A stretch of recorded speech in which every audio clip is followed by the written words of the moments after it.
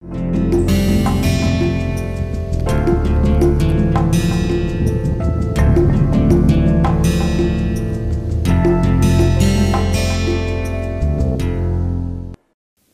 hi everyone. Welcome back to my course on enhancing soft skills and personality. This is the first week, second unit. This is the second lesson, and we are in the introduction, and this is the second introduction I am giving. And as I was telling you, I am trying to give you a overall preview of the previous course that most of you have done under the name Developing Soft Skills and Personality. Now, why it is important to talk about that course before beginning this? Because that was done at a very basic fundamental level.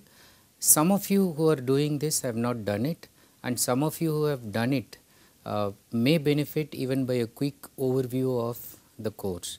So, what I did in the previous introduction, I actually gave a quick recapitulation of the first 24 lectures, in which we discussed about various aspects of soft skills as well as developing one's personality. In this second part of the introduction, I will try to talk about the remaining 24 lectures, and then to start with, I will be starting with lecture number 25 on 5th week, module number 1. And from this week, actually I started to discuss with you, those who have done it before, on technology and communication, particularly about the technological personality that we are all becoming these days. Overall, the lecture focused on the impact and influence of technology in communication. I started with the thought from Donna Haraway, whether we are becoming cyborgs, that is cybernetic organisms. Because today there is a lot of blurring between the biotic, that is the living, and the mechanical, that is the non-living. We became cyborgs by treating all media extensions of human faculty as real. Today there is no distinction between the eye and the camera. So what the video shows you, we believe that is the real one. So technological components define as well as give human identity. Machine is given human treatment and human is treated like a machine. So to illustrate this point, I gave a very poignant story about a father's new car and a child who tampered with it. Again, if you want to recollect the story, you need to go back to lecture number 25, watch the video. Especially those who are doing this for the first time, I would say that you can just take a quick look at the story. And why I say that humans are treated like machine. The cyborgian shift is affecting the mind and the body. Now in this sense, I concluded the lecture with the thought that we need to keep certain keywords in mind, such as control, benefit and choice. We need to ask questions like who controls technology? Who benefits from it, and do we have a choice, or is somebody choosing it for us, and who is giving him or her the power to choose it, or is it him or her or just a machine? Now with that thought, I concluded with a note from Albert Einstein. The quote goes like this: I fear the day that technology will surpass our human interaction. The world will have a generation of idiots. Before I started the next lecture on mobile technology and how it is affecting us, I wanted the audience to think over this point. Mobile phone makes you closer to person far from you.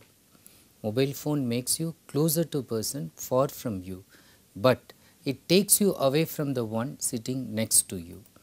With this thought, we started with the next lecture on mobile personality and how the influence of mobile is on human personality and how mobile has deviated from its main intention. What was the main intention of inventing mobile? It was saving time. Instead of keeping the phone in a fixed place, mobility is given and then you can be anywhere and then you can save time. It is used for help in emergency. instantaneous distance connection, and it can keep human relations intact. So, these were the basic purposes for which it was found. But humans have become mobards, mobile organisms.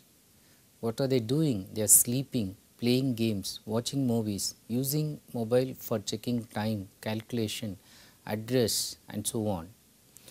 Mobile addiction or nomophobia is something that I discussed in the lecture and cautioned people about, which can affect you, your overall personality, and lead you into something that we call it as obsessive compulsive disorder, that you will be compelled to check your mobile, to sleep with your mobile, to all the time be anxious as what updates are happening in your mobile, in social network, etc. I ended the lecture with giving some suggestions for becoming human. One should have mobile free time, one should keep it away sometimes and treat it as a slave, not as a master, not using it as a substitute for watch or calculator or map, etc. So, these things ought to be done, and some basic mobile etiquette, like some mannerisms you need to follow when you use mobile, which will contribute to effectiveness of your personality. Certain things I discussed were avoiding mobile when face-to-face communication is possible, meaning if you sit opposite to someone and you can talk to the person, why should you text on your mobile? And you should be empathetic about others' time, in the sense you should not use mobile frequently to disturb anybody at any time depending on your whims and fancy. You should use apt caller ringtone, it should not be annoyance to others, and you can always use silent mode or switch it off in important places, official transactions where it should not distract others. You can also use other modes of communication such as email effectively when mobile is not required. Finally, I concluded with the thought that your cell phone has already replaced your cameras, your calendar, your alarm clock, your watch and your Walkman. Don't let it replace your family and true friends. Now, the next lecture, the 27th lecture in the 5th week, module 3, was again on technology and communication, but focused on email principles. Okay.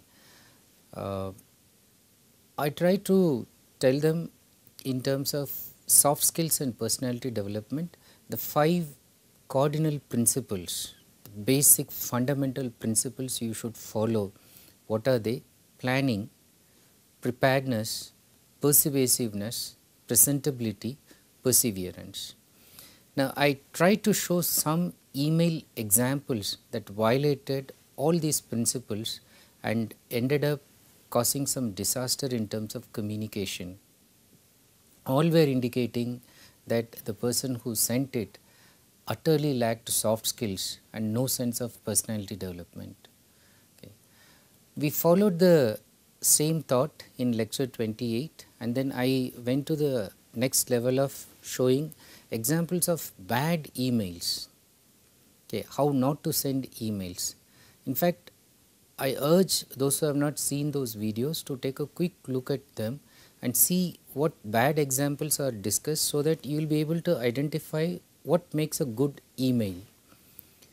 Use of formal salutation was missing. Avoiding excessive use of capital letters was not done. Avoiding slang and colloquial language. Avoiding mixing up of 2 languages, like use of Hindi with English, and in formal communication it should be avoided. Avoiding text language in formal communication.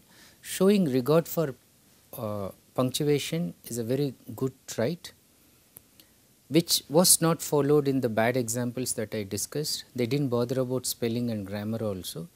And mailing only to the concerned person is another basic norm, instead of sending it to a group when it is not at all required.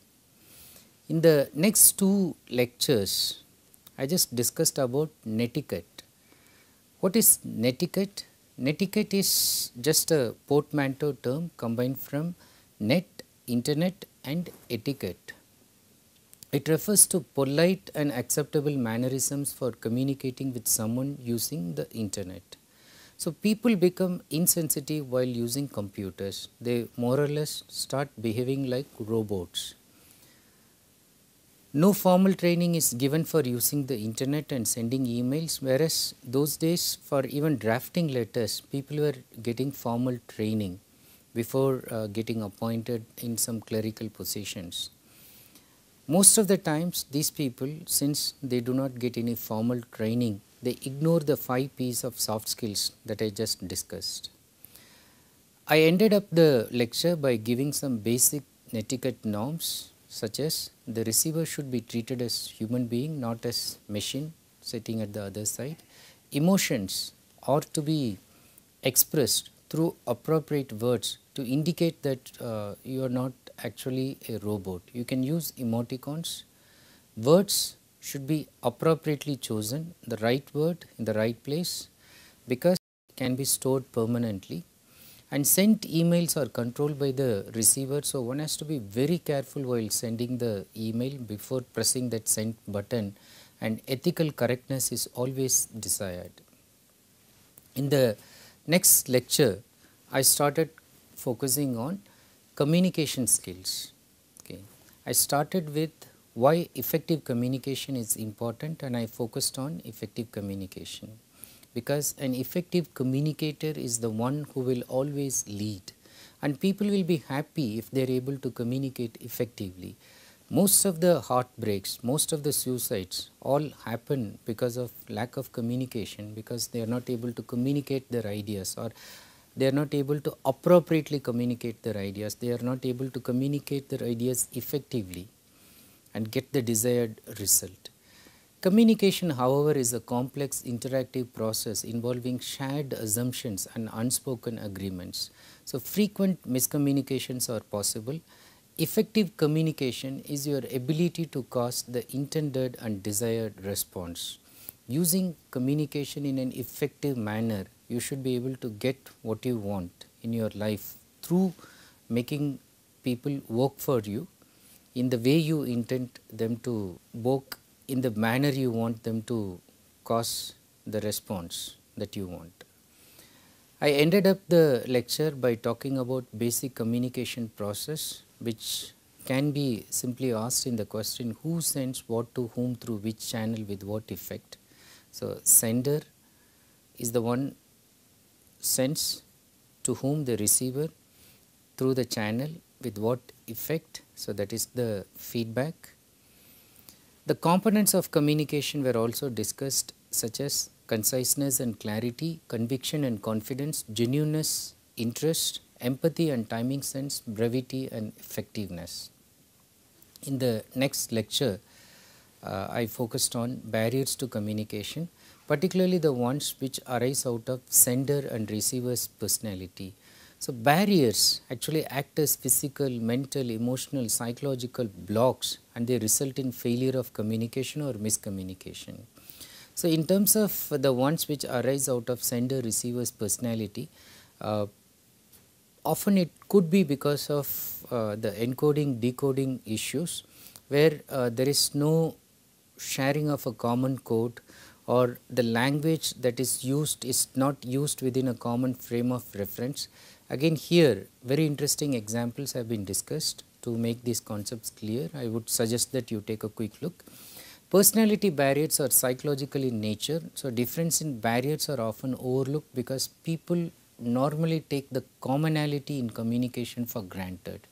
So difference in perception and the factors which cause barriers were also discussed. And then like I started discussing about overcoming strategies, such as the use of empathy in situation where there is psychological blocks.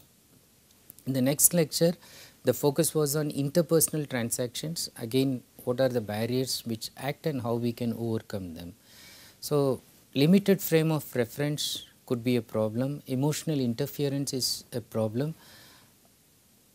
Positive emotions as well as negative emotions can be interference, though negative emotions can be much more dominant than the positive ones. Overcoming strategies, for example, removing fear of change, choosing the right psychological moment will all help in communicating effectively. Various types of language barriers were discussed, and then in terms of use of words, sometimes same words will have different cultural meanings, same letters will have different grammatical meanings. We discussed these examples. And overcoming strategies, making the context clear will help, using nonverbal correlatives, seeking clarifications, so that will help you to overcome. I also concluded the lecture with technological barrier.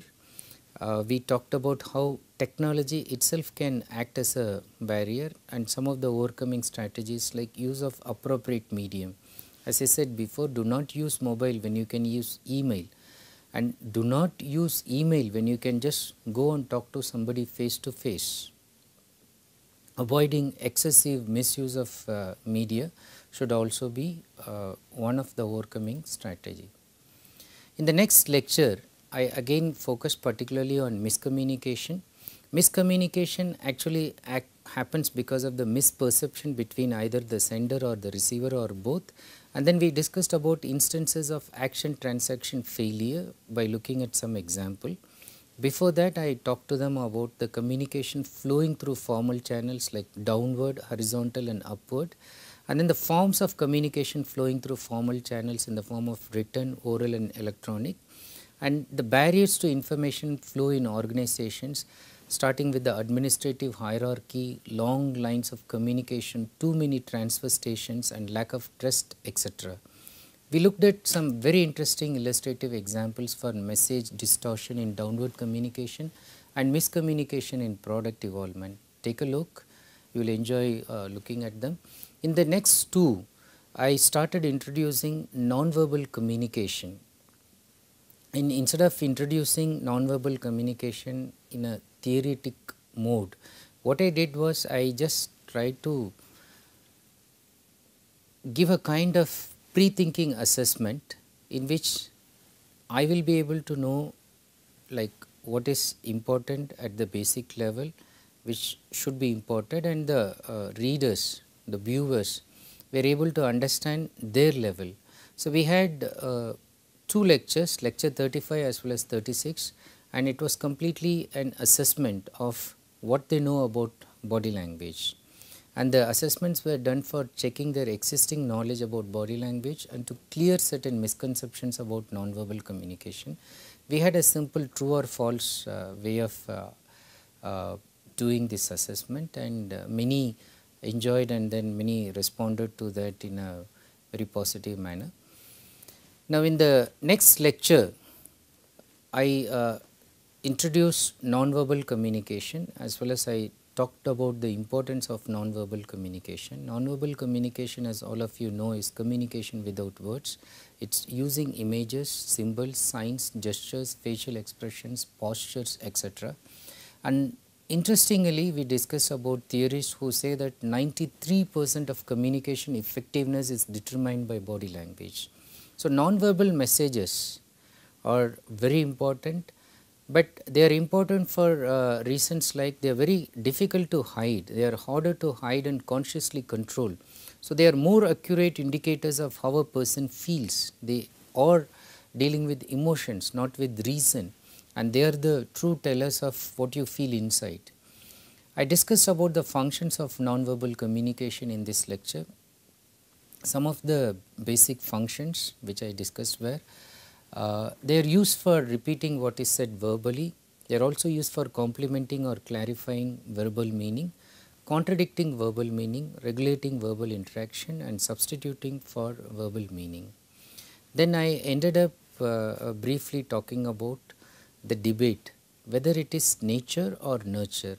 So if you have good body language, is it something that is given to you by birth, by heredity, by gene, or is it something that you developed from the culture? Now, most of the modern theories in terms of communication or nonverbal behavior, those who deal with even soft skills, they all believe that it could be nurture, because desired behavior can be learnt and cultivated. You don't have to worry that, oh, I cannot emulate certain kinds of behavior, but in fact that those behavior which you think should be emulated can be learnt and cultivated. I then focused on certain issues and types of nonverbal communication. The issues of nonverbal communication actually pertain to the voluntary and involuntary aspect of body language. So, voluntary body language deals with formalized gestures which are unproblematic, but involuntary body language actually they deal with subconscious reflections and they are problematic. The involuntary nonverbal cues, they actually come from the subconscious mind. Now, there are issues with appearance. For example, people who are attractive are just to be more intelligent. There is no factual basis to corroborate this, but it can affect decisions about hiring, placement and promotion. And then I discussed in detail about the types of nonverbal communication. Started with kinesics, body movement and gesture, continued with facial expression, oculesics or eye gaze, haptics or touch, proxemics or use of interpersonal space, chronemics or time, paralinguistics, that is vocal cues and silence. In the next lecture, I gave a list of basics and universals to do with nonverbal communication, but of course with the caution that while applying this basic and universal body language, especially in an Indian context, one has to be very careful.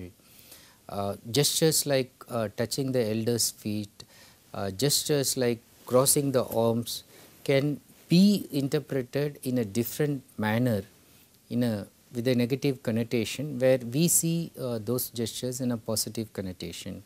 Feet can be indicators of attraction, it can indicate withdrawal and dislike, and then there are other more basics and universals indicating openness, defensiveness, insecurity, cooperation, confidence, nervousness, frustration, etc. Overall, I concluded with the thought that body language is innate. So, what is latent in us can be manifested by good efforts and practice. In the next one, I gave some tips for interpreting nonverbal cues. So, you see certain cues emanating from others. How do you interpret? How do you classify? How do you infer meaning? So, there are these three primary dimensions talked about by one famous Mehrabian. So, he talks about immediacy, that is to do with liking, arousal, that is with responsiveness, and dominance, that is to do with balance of power. He also gives this three C's by which you can identify, that is looking at the context, cluster and change. So, using this method we try to see how we can identify a liar, and then I later focused on the challenges of studying nonverbal communication. Some of the challenges are associated with its nature, that it is ambiguous, it is continuous, it is multi-channeled and it is culture based. So, I ended with some caution while interpreting this nonverbal cues, that one should not jump into conclusions and one should always consider other external factors like temperature, weather, etc. Appearance can always be deceptive. So, awareness can help in controlling negative expressions. Develop wide range of nonverbal behaviors.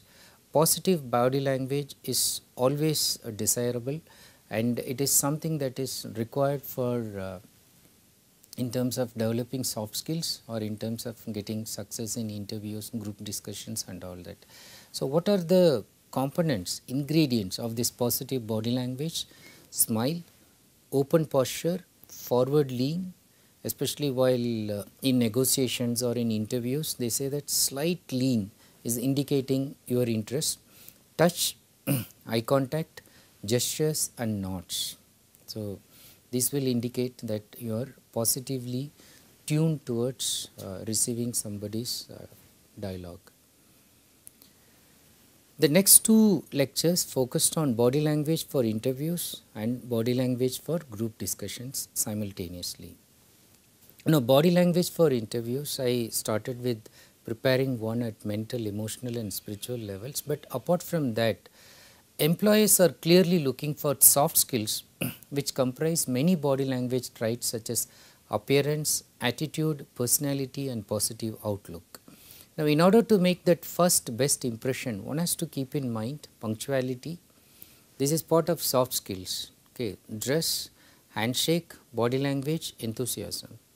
You may think that how does punctuality matter? I am going to talk more about in this enhancing soft skills also when I talk about time management, because that is one determinant behavior by which they know so many things about your sincerity, about your devotion, commitment, about the way you are treating your body itself, your mentality, attitude, etc.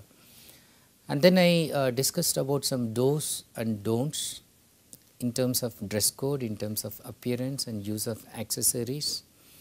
Towards the end, I emphasized on firm handshake, eye contact, appropriate posture, showing enthusiasm throughout, smiling, radiating confidence, remaining calm and collected, leaving with a good feeling.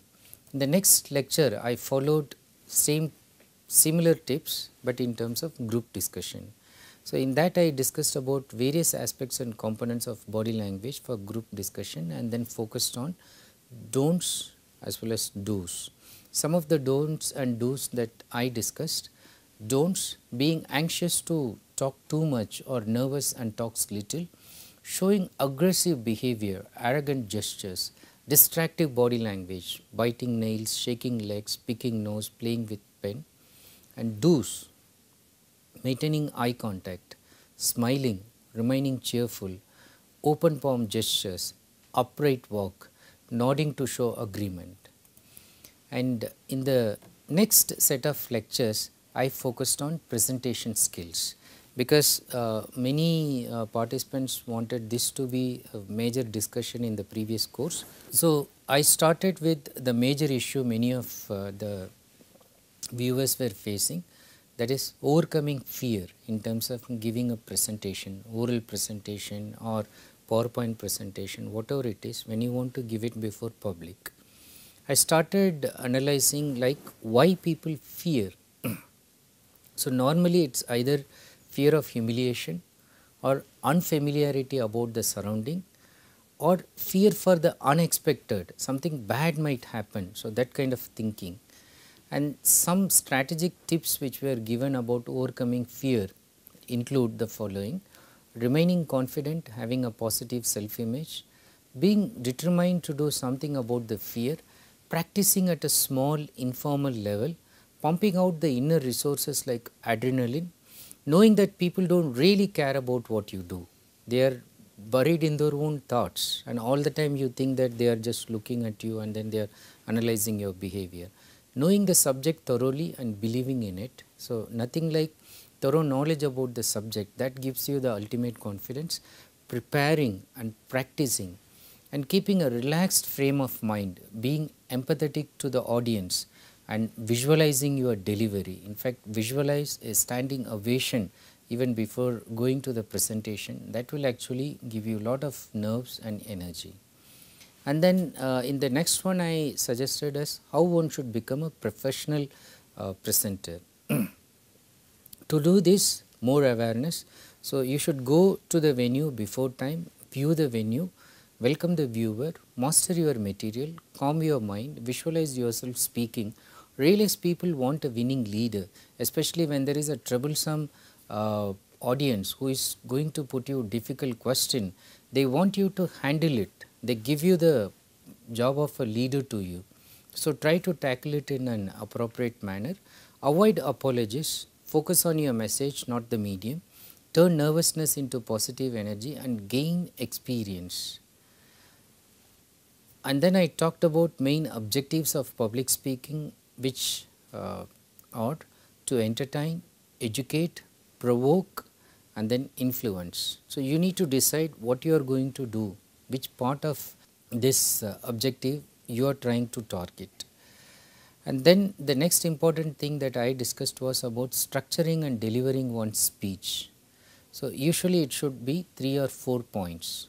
starting strongly and clearly, making use of anecdotes, summarizing briefly, making it relevant, ending with a positive note. So, this will all ensure that you are becoming a professional.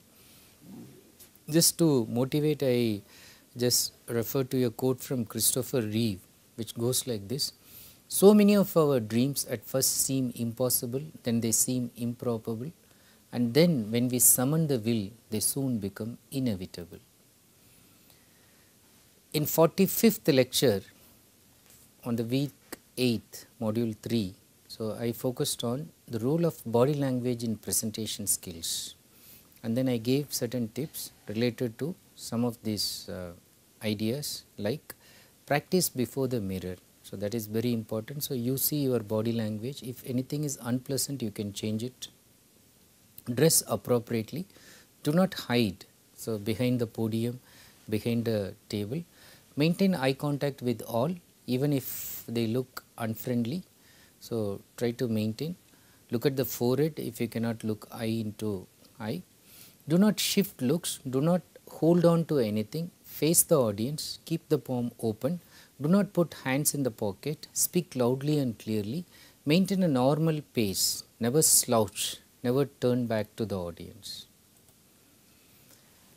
In the next lecture, the focus was completely about using visuals in presentations, because people use visuals, but then they do not know why they are using it. So, I started with the purpose of visuals. Visuals are used to illustrate key points. They are used for reinforcing verbal message, and they try to stimulate audience interest. The visuals will try to focus on audience attention, not in distracting them. So, some visual guidelines will also help making your presentation much more attractive and effective, such as the use of bullet points, suitable font size so that anybody from the last bench can also look at what you are giving, checking spelling, visibility, avoiding standing between the projector and the screen so that your shadow is seen, not the PPT. Presentation practicals need to be looked into, such as emailing the presentation in advance, or keeping a hard or spare copy and then rehearsing with the computer in which you are going to give the presentation. The lecture ended with some final tips, such as using topics from one's own experience, developing narrative skills. All the people want to hear a story. So, if you give the same presentation in the form of a story, people would like it rather than giving it in a very monotonous manner. Speaking with the purpose and making it clear to the audience, using anecdotes and funny facts. Overall, communicating clearly and effectively, and at the end of it, trying to develop your own style. So, once you develop your own style, so then you will have your own fans. Now, the last two lectures were rather special, because the last but one, the 47th one, focused on reading skills. It was completely on effective reading. Reading is very important if you want to develop yourself as a speaker or a writer. So, I started with some good techniques such as reviewing, sampling, which will help you to eliminate what you do not want to read and choose the one you like to read. Talked about other techniques like skimming, so in which you can glance through the keywords. This is useful for going through newspapers, magazines, travel brochures, etc. Scanning, which is reading a text quickly in order to find specific information, such as looking at the name, year, or a figure, and then using clustering for improving your speed rate of reading, reading words in groups for quick and full comprehension, and then close reading, that is reading for appreciation, which is used in literature or philosophy. One line from a play, To Be or Not to Be by Hamlet, in Shakespeare's Hamlet.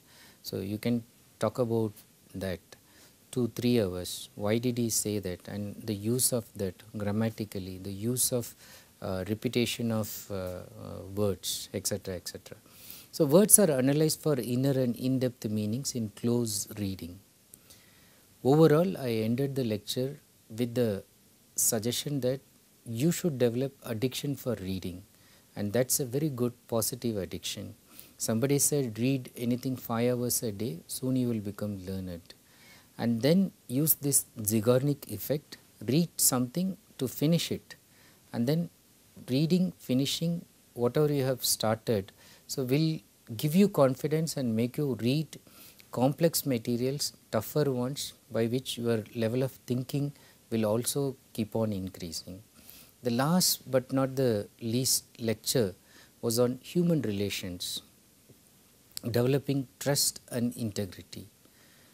We started with human perceptions, the course ended with human relations, and why there was emphasis on developing trust and integrity, because all the soft skills that you will develop and whatever personality that will develop will be of no use if you cannot gain this trust and integrity in human relations, because human relations will contribute to your success or failure, whether you are going to live happily or whether you are going to live a remorseful life. It's the human relationships that will determine. So the golden rule is to treat others as how you wanted to be treated by others. Give respect and then you will get respect. Give love, you will get love back. But the most important thing that I was emphasizing is never to break the trust of someone built for years, whether in professional or personal level. And do not let someone down in impulsive moments which you will regret forever throughout your life. Be careful. And the other point I emphasized was circumstance does not make you but reveals you. If you say that, oh, because people around me or the situation was like that, so I behaved in that mean manner. So it's not the situation, not the circumstance, it was in you that was revealed in that situation or circumstance. And if you decide to betray someone or to give an unfair treatment, ask yourself whether that person would do the same to you in the given circumstance. If the answer is no, you should not do this at all to that person. It will be completely unfair and it's unbecoming of your personality and developing your soft skills. Overall, people can forget things, but they can never forgive the wrongdoings. And people will always remember the way you treated them. People may not remember the words you speak. Okay, they will forget whatever you speak to them after some time, but they will always feel that, oh, whenever they met you, you left them with a good feeling. There was a positive thinking and they had a very fulfilled, satisfied feeling whenever they came in touch in you, okay, whenever they contacted you. So they had a feeling that you will resolve their problems and you never created problem for them. So that trust, that integrity will go a long way in developing your soft skills and personality. With that note, the course ended, and that I at the end also I said that we'll begin the next course very soon, and that is the course that we are in now, that is on enhancing your soft skills and personality. Now the idea was, while talking about developing soft skills and personality, it was to focus more on personal and professional skills. And this course, enhancing soft skills and personality, the idea is to focus more on interpersonal and management skills. Although this is just for the sake of understanding them in clear-cut categorical way of looking at them, but you also know that these are skills which might overlap. Okay, there are blurring. So you cannot put them into watertight compartments and they say that, oh, this is management, this is not professional and all that. For the sake of differentiation, they are different and then slightly enhanced in the sense that these basic ones, such as forming good habits, such as maintaining integrity, are not the ones that I am going to talk about now, but slightly at a higher level. So in the previous one I said that we should be able to work at a higher level of motivation. So to reach that higher level, how are we pitching in the next course, enhancing soft skills and personality? So once again I welcome you, look forward to your continuing with the course. So these two introductory lectures actually gave you a good glimpse about what I have done before. Now, the next lecture will not be this long, as I was telling you. It will follow this 30 minutes or so pattern, and then it will continue in the same manner. You will be able to easily get a concept and then understand that and respond to that. Thank you so much for watching this very patiently. I am ending this with further reference which I gave it in the previous one.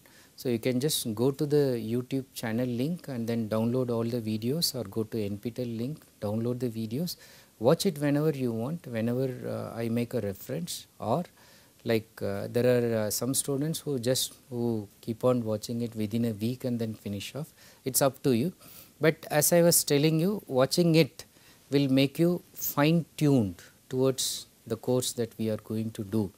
And those who have done it already, in case you missed some part of the previous one, now is the time to take a quick look before we actually go to the next one. Thank you so much. Have a nice day.